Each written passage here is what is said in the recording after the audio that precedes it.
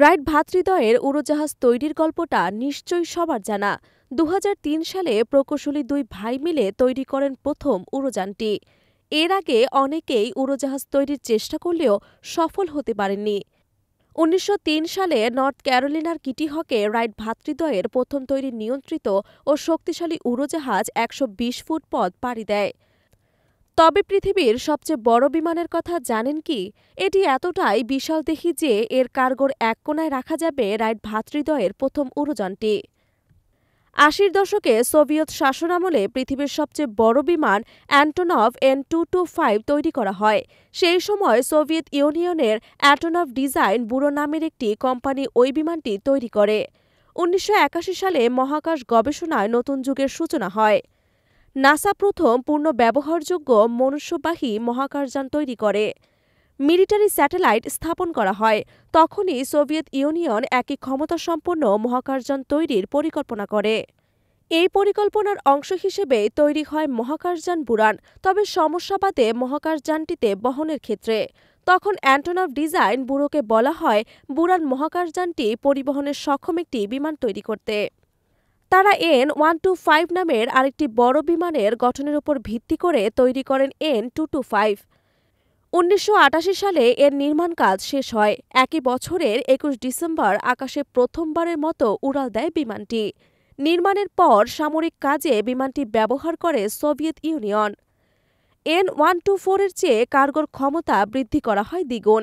ইঞ্জিনের সংখ্যা বাড়িয়ে মোট ৬টি করা হয়। বিশালাকৃতির এই বিমানের নাম দেয়া হয় N-225 মৃয়া।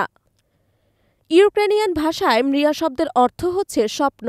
এটি প্রথম সোভিয়েত বিমান যার নামকরণ হয়েছে ইউক্রেনিয়ান শব্দে। সোভিয়েত ইউনিয়ন ভেঙে যাওয়ার পর বিমানটি ইউক্রেনের মালিকানায় আসে। ৬টি টার্বোফ্যান ইঞ্জিন সমৃদ্ধ ফুটবল মাঠের দৈর্ঘ্যবিশিষ্ট উইংস্প্যানের এই বিমানটি বিশ্বের যে কোনো বিমানের চেয়ে বেশি ওজন বহন করতে পারে। বিমানবন্দরে N-225 ওঠানামার সময় প্রায় দর্শনার্থীদের ভিড় লেগে যায়। অ্যান্টোনভের এই বিমানটি ২৫০ টন ওজন বহনে সক্ষম। এর নিজেরই ওজন ২,৮৫,০০০ কেজি। দৈর্ঘ্য ৮৪ মিটার, ডানার বিস্তার ৮৮.৪ মিটার।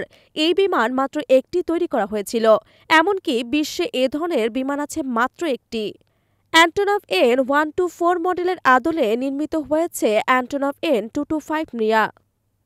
১৯৮৯ সালে প্যারিস এয়ার শোতে সবার নজর কাড়ে অ্যান্টোনভ এয়ার-225।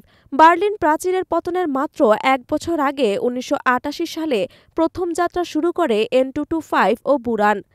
এর এক বছর পরে সোভিয়েত ইউনিয়নের পতন শুরু হওয়ায় বুরানের প্রজেক্ট বন্ধ হয়ে যায়।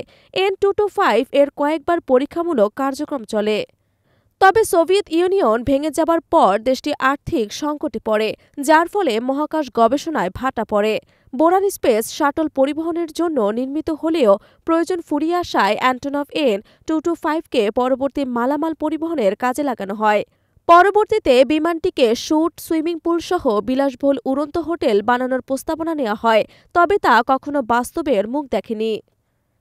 ২০০১ সালে বিভিন্ন সংস্কার ও নতুন সরঞ্জামাতি সংযোজনের পর বিমানটিকে আবার চালু করা হয়। সে বছরই বিমানটি ১২৪টি বিশ্ব রেকর্ড স্থাপন করে। সে সময় 9/11-এর কারণে এ ঘটনা খুব একটা মানুষের নজর কাড়েনি। অ্যান্টোনভ এয়ারলাইন্স N-124 এর ধারণ ক্ষমতা অধিক মালামাল বহনের অর্ডার আসায় অবশেষে N-225 চালু করার সিদ্ধান্ত নেওয়া হয়। ২০১১ সালের ১১ সেপ্টেম্বর আবার উড়াল দেয় বিমানটি। সবচেয়ে ভারী দীর্ঘতম বস্তু পরিবহনের রেকর্ড কুড়িয়েছে বিমানটি। ২০২০ সালের এপ্রিলে বিমানটি আরেকটি রেকর্ড স্থাপন করে। চীন থেকে পোল্যান্ডে ১০০ টন কোভিড-১৯ সুরক্ষা সরঞ্জামাতি পরিবহন করে। চীন থেকে বিভিন্ন জায়গায় এসব সরঞ্জামাতি পরিবহনের জন্য ২.৫ মাসে ১০ বার বিমানটি ব্যবহৃত হয়েছে। ২০২২ সালের ফেব্রুয়ারি মাস পর্যন্ত সারা বিশ্বের মধ্যে সবচেয়ে বড় কার্গো এয়ারক্রাফট হিসেবে টিকেছিল। তবে দুঃখজনক হলেও সত্য যে সে বছরের ২৭ ফেব্রুয়ারি ইউক্রেন রাশিয়া যুদ্ধ চলাকালে রাশিয়ার মিসাইল হামলায় এই বিশাল আকারের আইকনিক কার্গো বিমানটি পুরোপুরি ধ্বংস হয়ে যায়।